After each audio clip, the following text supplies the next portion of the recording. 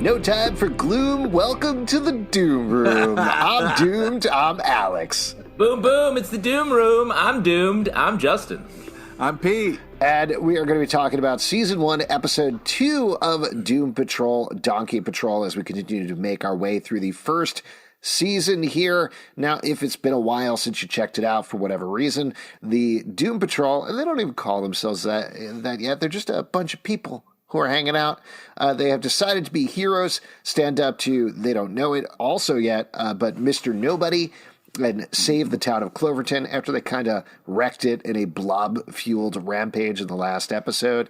Niles Calder is a little bit pissed about it. He's going up against Mr. Nobody this episode. We find out a lot more about everybody's backstories. So that's the brief recap before we get into here. But first episode, just as sort of a little bit of a reset, as we mentioned, Pete and I have watched not the full series, but definitely ahead. Justin, first season. What? We've watched the first season. We've watched the first season. I don't want to go through every episode each time. I didn't want to spend a lot of time here. But if you want to recap the whole thing, Pete, you love recap. So no, I was just saying that, like, you know, we've seen like this old season. We haven't seen every episode, but yeah. But then you ditched it after the second season, right? After I haven't. I have yet to. I want to. You know. Now we're going to go through it together. Wow! Scandal.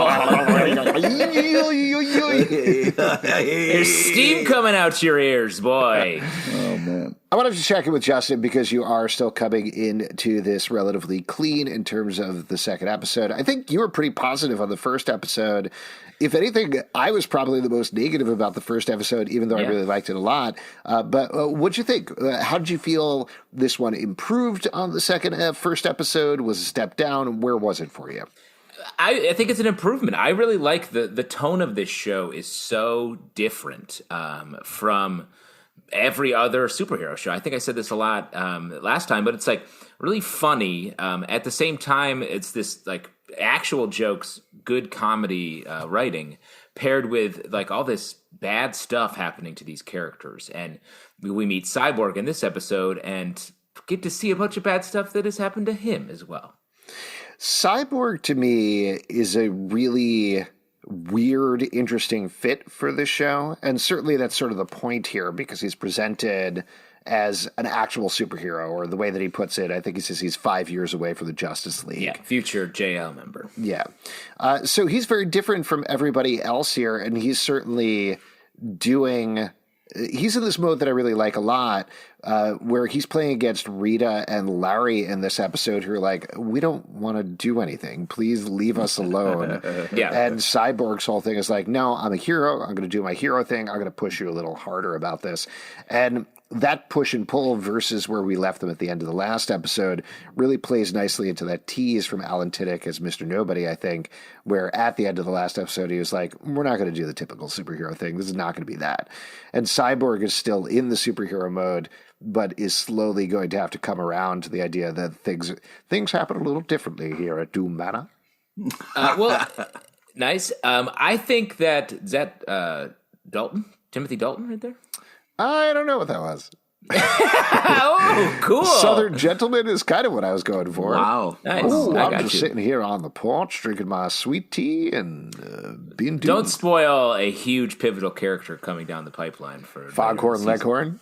Yeah, that's Oh, right. Animated. What I was going to say is, as far as Cyborg goes, I've never really liked the character in. Well, come on. How about comics. Teen Just give me Titans Go? Fine, Teen Titans Go. Okay, Jesus Christ. Let's not slander. I mean, It's surprising to me that was your go-to, Pete. Mind you, I love Teen Titans Go. It's very funny, but I would be sure you'd call out a comic book run or like, I don't know, one of the animated movies that you love so much, something like that. But no, Teen Titans Go is your go-to? I mean, Cyborg's amazing in that. Teen Titan Gary Go Payton, man. He's great. Mm-hmm. Alex, now I can't unhear you doing a light Foghorn Leghorn accent. I'll say. No, stop, It's please. very close. But this is definitely my favorite version of Cyborg that I've seen in any other comic or anything. I feel like Cyborg's often painted as this like pardon the pun, but stone. He's just like I'm sad, but I'm going to keep doing this superhero work that I don't really like, and I'm going to figure it out. And it feels like such a character that you have to really work to enjoy. This character has enough of that to still be Cyborg, but he makes mistakes. He's sort of a dick to Cliff in a funny way here, in a way where I'm like, oh, that's a person in there, as opposed to so many other parts of Cyborg, versions of Cyborg, are him being like, I'm a man in here, and I'm like, no, you're not. You're a robot human who has a robot parts attached to him. For me, it was really interesting revisiting this because it took me a very long time to come around to Cyborg even being on the show. And really, yeah, well, part Dude, of the reason, what's your deal? I'm a bad man. Yeah. No, Wow. I'm about to explain it. Part of the reason was that Titans was airing at the same time, and you think about Cyborg as being part of the Titans, being part of the Teen Titans. That's how you see him. That's usually his place in the comics. So if you were going to put him anywhere, I thought, all right, you put him in there. And then also, I don't remember the exact timeline, but this is about the same time as the original version of Justice League that came out in theaters, right? So it still felt like, why are you doing both cyborgs at the same time? I don't know why we need all of these different versions of the same character. You thought there was a mix-up at the factory. Basically. Yeah, I thought there was a mix-up at the comic book roll-up factory. And as you pointed out the last episode, there are so many characters in what Pete incorrectly called the DC flip at the beginning of the episode. Yeah. It's the DC flip, motherfucker. What are you talking about? I watched No it. flip. Nothing's flipping. Okay, well, all right. So Marvel coined the term Marvel flip or whatever. No, but they did not. All right, well, whatever. There's the Marvel flip. We all know what I mean. So I'm calling it the DC flip, even though it's this kind of like animated intro to a lot of different character pastiche. It's a character pastiche. wheel, if you will. I mean, whatever. It's the DC flip, which is you know what I mean. Don't be an asshole Nobody about knows it. what you mean. I really what don't. I appreciate about because it. I legit, after we taped the last episode, I sort of visually skip over it most times in my head because I've seen it so many times. This time I watched it, I was like, where is this flipping that he's talking about? And there was nil. All right, so the DC intro, what's great about it is it is that sounds wrong. Can you go back to DC flip? That sounds Okay. better. Yeah, I like flip. I like when you say I'd stuff rather that's use wrong. DC flip. Okay, great. But I appreciate the fact that it's animated because it is closer to the comics' roots, which I feel like Marvel has gotten away from, and it's a little upsetting. Wow. Talk about what the hill that you will die on is very interesting. I look forward to attending your funeral on this DC flip hill. Yeah. To get back to the Cyborg thing, though. Oh, go ahead, because Justin. I just want to say one other thing that I think the weirdest move you can make in a show where the characters are quote unquote weird is to have a character that is so straight laced and so like Justice League wannabe added to the mix. It's a great different flavor to mix in here. Well, I agree with you. And what I was going to say is that away from those preconceptions of why isn't he on Titans? Why are they doing two cyborgs at the same time? I like the character a lot better, and exactly what you're saying, it really worked really nicely because they do dig very heavily in this episode into the horror elements of Cyborg's origin because he gets. Oh, go ahead, Pete. Well, I was just saying you don't get that a lot, and the fact that it's done in this way, and not only does Cyborg have that kind of trauma, but there's also like the issues with his father that really make him a perfect fit for this team that is dealing with so much. And you look at Cyborg, and there's a guy who's rocking Jordans, looking clean. It seems like he has everything going for him. But when you kind of peel him back a little bit, it's nice to see his flaws and to see like the start of who he is and what he's going to grow into. A young Cyborg who's still figuring stuff out is kind of a unique character, and I think it's a fun fit for the Doom Patrol. And there's also this kind of Cliff thing of like you have this older robot who doesn't do as many things. Clunky robot. and then the newer model, like kind of, it's just there's a lot of fun that you that can be had with these characters. Oh yeah, that was the other thing that bothered me initially was the fact that I was like, "There's two robot guys. Come on, we're being come on, dude. No, but that's like you got. It's like I was fine with it. This time. That's robotist. Yeah, and one of the robots is clunky, is like a Motorola Razr, and one of them is like an iPhone that's dealing with some mama trauma. Also, you mentioned his dad. That's Phil Morris, who is awesome. He's great. Philip Morris. You see what they did there? Phil Morris. Well, you'd probably know him better as Jackie Childs from Seinfeld, Pete. Yeah, yes. Yeah, sure. Very similar characters here. Guy is a great actor. But yeah, he's good. Really disappears to do a role. Well, and I also like the fact, this is jumping all over the place, but the overall plot of the episode, again, if you haven't watched it recently, is they're trying to figure out what happened to the town where Cloverton went. Ultimately, they find out it went inside of the donkey, which is this keyhole to another dimension. They get a tour from Mr. Nobody through their individual traumas, and ultimately it's Cyborg a little bit who pushes back on Mr. Nobody, but it's something with the negative spirit that ultimately gets them out of there, makes the donkey explode and brings the town back. But I really like that moment there where Cyborg is lying on the ground, blown apart, and he tells Mr. Nobody, he says, listen, that's not what makes Cyborg. This is not my trauma. This is in a very Peter Parker, great power, great responsibility type way. This is what pushes me to be better every day. Ultimately, there's a great twist there where it turns out he probably doesn't feel that way. That's actually something his dad programmed to. Yeah, exactly. But it's a good moment nevertheless, and it's played really well. But what's interesting is we have the intro to the characters in the second episode here by this narrator that obviously we can't trust. But it's such a cool kind of like fast forward of like, look at these four couch potatoes, and just kind of breaks them all down in such a fun kind of snarky bad guy way that is just so enjoyable and fresh.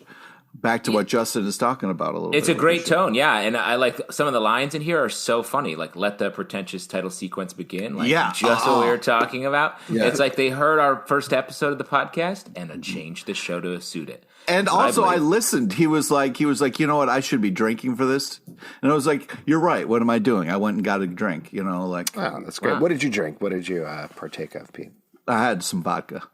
Oh, just straight vodka. Some vodka. Doing it straight. Wow, you really take that shit seriously. I also like the line right after that where he's like, who is this even for? And it's like Grant Morrison fans, Reddit trolls, DC Universe subscribers, and the 3 new fans that stuck around after the donkey. That's us. That's us. Yeah, that's us. We stuck around after the donkey. Yeah, it's great. And it's great that all of this fourth wall breaking stuff that Alan Tudyk is doing fits with the tone of the show, because the way it's filmed very dramatically. It's very dark. It's very DC extended universe.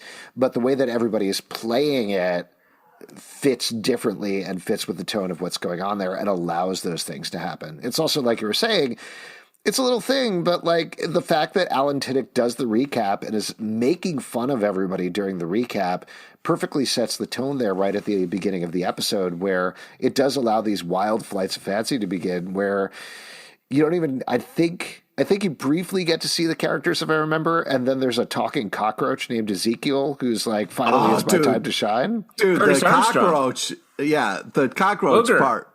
Yeah, Booger, from Revenge of the Nerds, like gives this whole soliloquy just so fun and so amazing in this, as the narrator says, a shit show of all this crazy stuff going on. But also I wanted to say, like, the part where he's recapping what happened to Cliff Steele and then just goes, yikes, just, comedically so impressive. Total side note here, but if you like Alan Tudyk's narration at all on Doom Patrol, no, you've been waiting to bring this show up for a while. It's another comic book show. You should check out Resident Alien on Sci-Fi, which is also very funny. It's a different character, but he narrates that the entire time, and it's the same sort of thing where like he's very hateful and making fun of everybody, but again, different character, different focus, but also super, super funny and super fun there as well.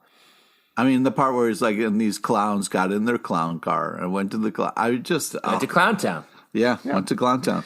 Oh, Good great. stuff. What do you think so far of the relationship between Chief and Mr. Nobody? Because that's something that plays big in this episode, not just for the two of them, but also in terms of the other members, the other residents of Doom Manor, and how they're feeling about this overall conflict. Justin? I mean, it feels like there's a lot of depth here that we don't know yet. And in general, Calder is such a mysterious character so far. Like, it's clear that he's up to something, that there's a lot of underneath here. And he has this sort of fake exterior, like Professor X exterior, where he's this kindly He's a little more of a Magneto and a wheelchair type, I would say. Yes, I think that's exactly what we're saying. But I do think like there's going to be more here, and I think he's going to have some up to no good reveals coming. Is my prediction. Yeah, Timothy Dalton is really good. How do you feel about this, Pete? I assume you're a big Bond fan, so seeing him take this turn, does it? Well, that's the thing. We don't a little bit. We don't know that he's bad. He seems like a shitty leader, which, you know, Professor X also checks that box. So, like, it's just one of those things where there's some history we don't know. We're rooting for the James Bond chief because we think he is on the right side of history, but we will see. It is definitely like mid-boss battle where it's like there's so much history going on and we don't know like kind of what got these two there. One element we get in a big way in this episode, and I'm not even joking about this, that I love about this show, is we finally get Cliff cursing up a storm throughout. Yeah. And I mention that because it is very hard to curse that much and give a different inflection each time, a different intent each time, but that's exactly what Brendan Fraser does here so well. Like every time he says... holy shits are just... Yeah. Every time it's different. Every time it's funny. And it's easy to make those things feel like cheap jokes, but he makes them work for the character and work for the dialogue. Pete, just to call you out again, it reminds me a lot of Roy Kent on Ted Lasso, just in terms of a character who also curses really well. Somebody else on TV. We should see us team up, right? Cliff Steele. Oh my God, Kent. that would just be magical. Yeah, the swear off begin. And what was great is you have Rita there going like, "We get it." You know what I mean? Like but he's right. Like it's so insane. Somebody's got to be standing there saying, "What the fuck? Holy shit! Holy!" You know, just trying to come to grips with all the madness that is going on. Yeah. Well, and let me just say real quick, I think it's amazing that Cliff's face is pretty still. Like he doesn't move much, but I am so on board with this character. This character feels one of the most human. You ride with him throughout this whole episode. And it's crazy to me. We have two characters who are sort of VO'd over the course, and I believe Cliff more than I do Larry. And he has like a human face underneath those bandages. Yeah. And I don't know why that is. But yeah, I definitely know because like Larry is not only struggling with kind of like who he is, but also this thing inside of him. But because he's so kind of doesn't know himself, there is less emotions there. And yeah, I didn't really think about that until now, but you feel Cliff so easily, and he has no facial features, no emotions. It's all the tone of his voice, and the way it kind of like echoes in that robot too makes it extra sad. Mm-hmm. It's really impressive what they're pulling off. I wanted to give a shout out to the actual actors doing it, not just the voice actors. But for Cliff, it's Riley Shanahan is the name of the guy. And for Larry Trainor, it's a guy named Matthew Zuck. And he actually, apparently, I meant to look this up years ago, but he appears as Larry without the bandages as well. Today, which is interesting. I wasn't sure if that was Matt Bomer coming in for a quick shot and some makeup or something like that. A lot of makeup. But I think to the point that Pete's making, the difference there is that Cliff is very big and he is all external. So it allows Riley Shanahan to do those like big movements with his hands and shaking back and forth that give Brendan Fraser's voice that extra oomph versus Larry Trainor is He's scared of everything. Like, he's all internal. He's wrapped up in the bandages. He's barely moving. He doesn't want to touch anything. He can't catch a bus. Yeah, can't catch a bus. Oh, man, heartbreaking. Fun sequence, though. Very fun. Is it fun? I mean, every time I'm just like, oh, dude, stop. Just stop. He's not going to let you go anywhere. Well, I'm very curious when we learn sort of what the sparkles inside of him the light are. Beam. Come on, man. Yeah. Well, I don't know. They haven't really defined. It's called a flip. It's a flip. Yeah. Oh my god. Because that being seems to have more of an understanding of what's going on than Larry does, or at least cares more. Yeah. But I got to say a couple things. First off, Kernville does have good tubing. If you guys ever want to pop over. Okay. All right. Good And to know. secondly, Greyhound's bus ticket sales must have been triple. Oh yeah. That's a run. They must have been like, what are we doing? The service there is excellent. Where does Larry get all that money? That's what I'm wondering. Exactly. Yeah. Also makes me wonder, where are they going to the grocery store? Is somebody delivering their groceries? What's going on at Doom Manor? How are they keeping fed? How are they eating? How are they getting supplies? I mean, Fresh Direct, but I guess I don't know anyone that has Delivering. the sort of resources to get Fresh Direct on a regular basis, especially fruit, any fruit shipped in on a big time basis. What kind of big timer would be able to Fresh Direct an apple? Yeah. Like a large apple? Yeah. Like a large It took me a apple. while to realize what you were getting at. Listen, Yeah, I don't want to talk about it on every podcast, but I was making fun of you. I've had some large apples recently is what Justin is getting at. This is neither here nor Which there. is a euphemism. It's It's Scott. a euphemism. He's got It's a so much euphemism money. for enormous apples, okay? They're the size of a baby's face. That's all I'm saying. There it is. Yeah. That's a weird thing to compare it to. No, I don't know sizes. What size am I? Oh, I'm about 6 baby faces across. I do really like the Larry Trainer negative spirit relationship in this episode. It definitely goes in a surprising direction in terms of him trying to make some sort of peace with it. Putting that Post-it note up there and trying to What talk an to it in asshole, some way. man. It didn't say thank you on that Post-it note. He was supposed to say thank you, man. Come on. Larry Trainer? He was supposed to thank the light being on the Post-it note, and he didn't. He's like, we got What to talk is your about deal? the ground This is the rules. second episode in a row that you've gunned directly for Larry Trainer's matters. Yeah, I just don't like the way he's treating the light being who's doing all the heavy lifting in the fucking relationship. You know, don't this like the guy. way he's You treating love the this light being. being. Yeah. You don't like the way he's treating his wife. What do you like about Larry? Name one thing you like about Larry Trainer so he doesn't feel bad if he listens. He's nice to Rita. He, he really looks out for Rita, which I appreciate. Yes. I like his donkey blood look. Oh, man. That His was pretty red cool. I felt bad for dye. the donkey when it exploded towards the end of the episode. Yeah. That was a bummer. Now that donkey was ready to go.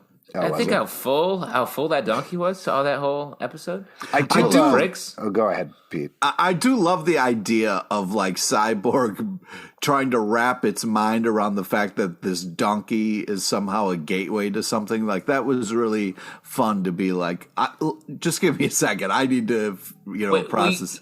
You don't have to say donkey like Shrek does. Shrek doesn't own the pronunciation of donkey. You can say it normal. What? How am I saying donkey?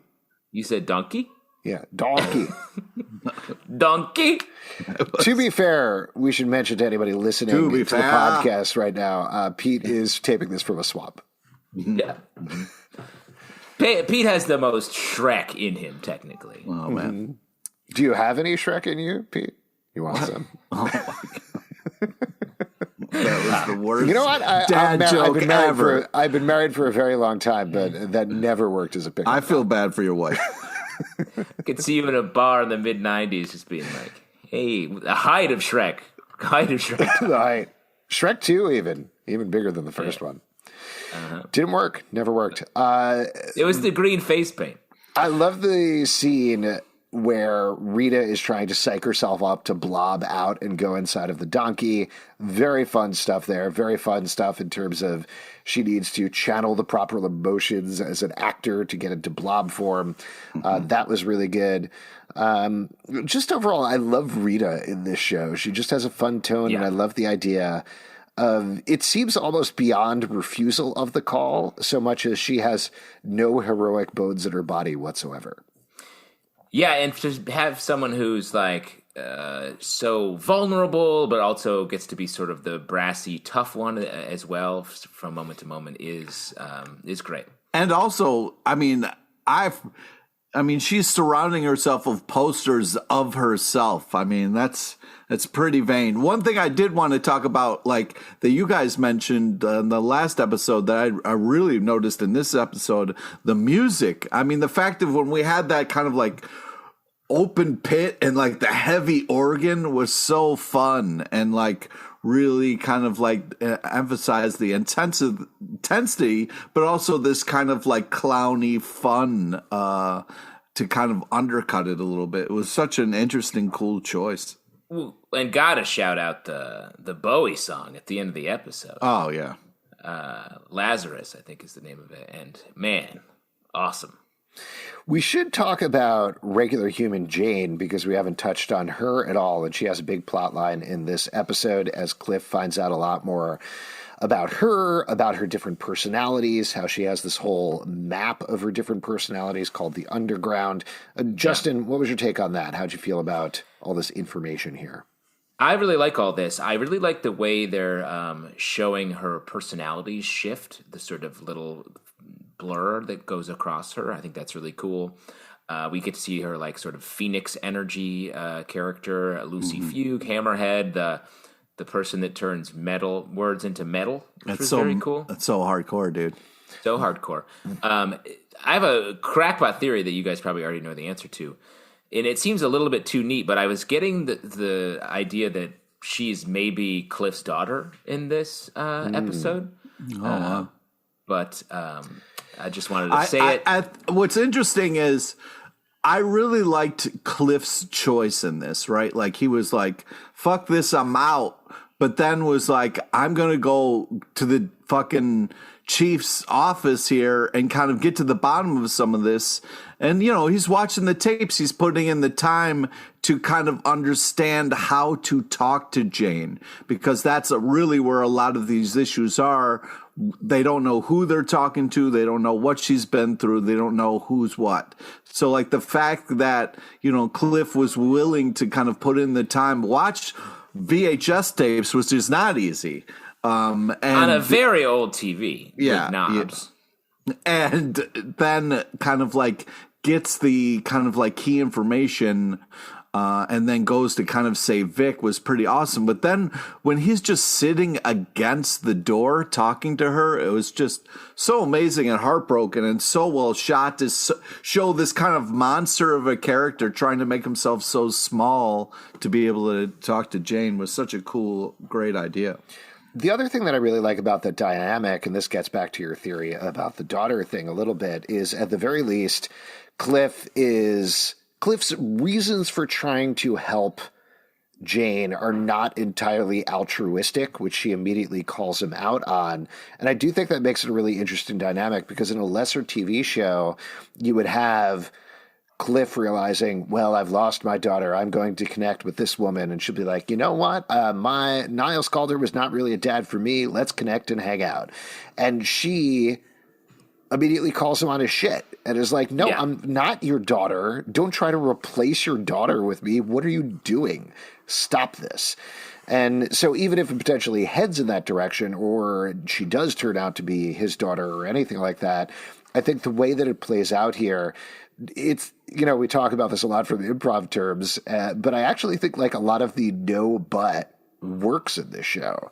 And that is what a lot of the characters, well, I think that's what a lot of the characters are doing. Like, that's definitely what Rita's doing.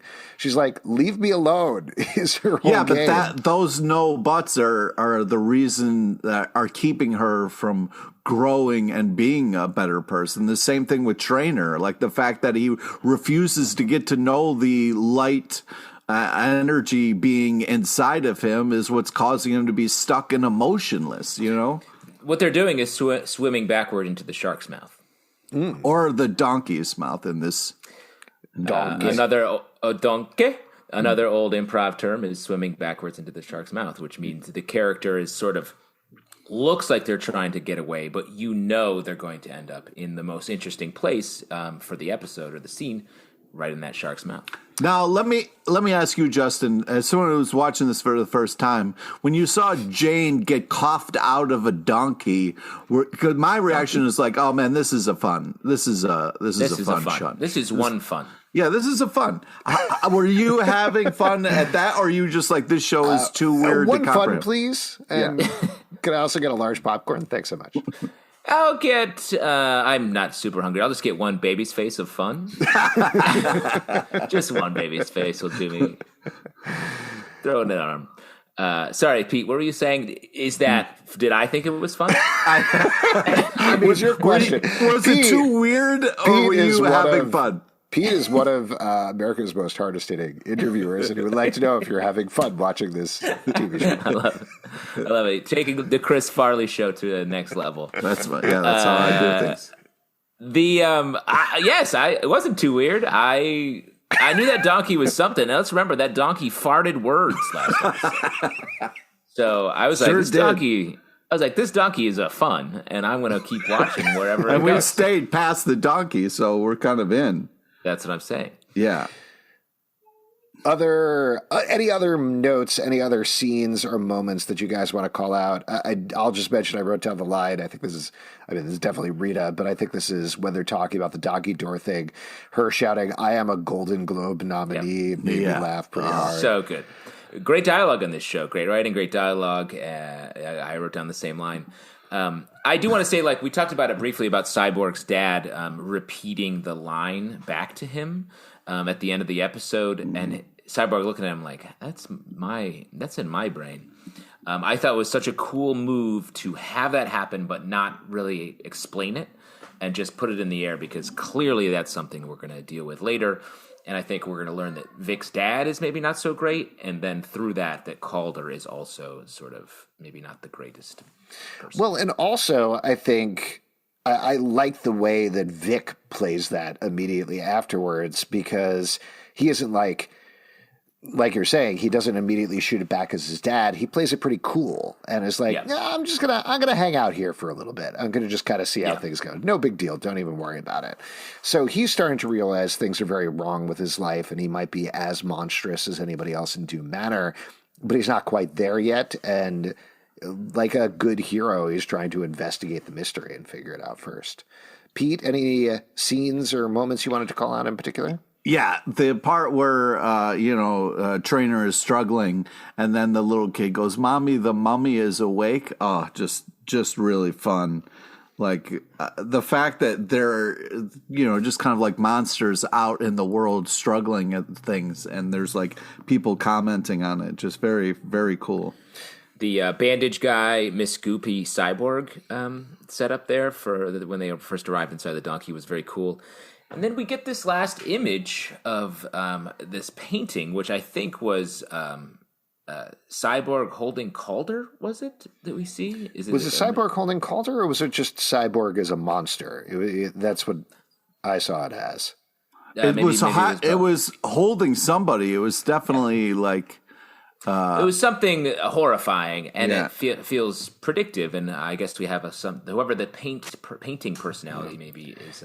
My first impression was it was a picture of my father never being proud of me, but I guess it could have been the other thing. That's the thing about art. Oh yeah, that's the thing about art is it's up to the beholder really, and. I guess the words Alex Zalbin were written sort of over the top of it. Yeah, that was weird. It was surprising is what it was, but it was pleasant. I also wanted to call out, you touched on this briefly, but the whole audio tour was great. I loved the visual of the townspeople set up as these different paintings and placards throughout this strange landscape. Just the whole thing was really good. And we touched on this briefly at the beginning, but all of the trauma stuff that Rita deals with and Larry deals with and Vic deals with is really good. Love the moment where Mr. Nobody says, "Hey, you've already, I know you're a big hero, so I'm going to just cut to the part where I torture you with Vic." Yeah. It's nice also just because it rhythmically changes up what they're going through, so you're not having to walk through the same thing with all three of them. Vic gives it that different feel. Also, he has a great line of like, Victor, this is about who you are. I'm trying to figure out who you are, which is an interesting, because sometimes we have these villains doing torture and you're just kind of like, well, how does this fit into their big plan? But I think it's smart to kind of like have this, villain trying to figure out what makes these people tick. So maybe he can take them apart and find their weaknesses. But also the back and forth of like the narrator having fun at Rita's expense. Like, she knows this isn't real and she's going along with it. And to see her kind of struggle with the being on stage and having the voice in her head, very, very cool. Very, very powerful stuff. Before we wrap up here, let's talk about who we think was most doomed this episode. Justin, you want to kick us off? Who was most doomed this episode? I feel like Larry was most doomed in this episode. He seems to be struggling the most with everything that's happening, doesn't understand his powers, doesn't know what he's there for, and is sort of running away permanently. And you can tell someone's doomed when they sit in front of a mirror for a long time. Mostly. It's a big sign. You could say that for Rita too. She sits in front of a mirror for a while, but I would say the donkey is the most doomed because he explodes at the end. And, I hope we get more of Donkey because, we had a lot of fun. You should check out Shrek Forever After for that. I'm going to call out Cyborg as... Same donkey. Same actor. Oh, donkey. I'm going to call out Cyborg as the most doomed in this episode because, he finds out that he's not the hero he thought he was. Everything in his life is a lie. His dad just doesn't seem to like him that much. Things are going pretty poorly for Cyborg, and worst of all, he's just moved into Doom Manor, which is not a good idea for anybody, it seems. It just makes things worse. So we'll certainly have to see what happens with him long term. And that's it for this week's episode. If you would like to support our podcast, patreon.com/Comic Book Club. Also, we do a live show every Tuesday night at 7 p.m. to Crowdcast and YouTube. Come hang out. We would love to chat with you about Doom Patrol. Probably by this point, iTunes, Android, Spotify, Stitcher, or the app of your choice to subscribe and listen. At Comic Book Live on Twitter, comicbookclublive.com for this podcast and more. And now, as usual, we're going to leave you with a piece of advice from Pete. Pete, take it away. Hey, don't look in the mirror too hard, all right? It's just one person's opinion.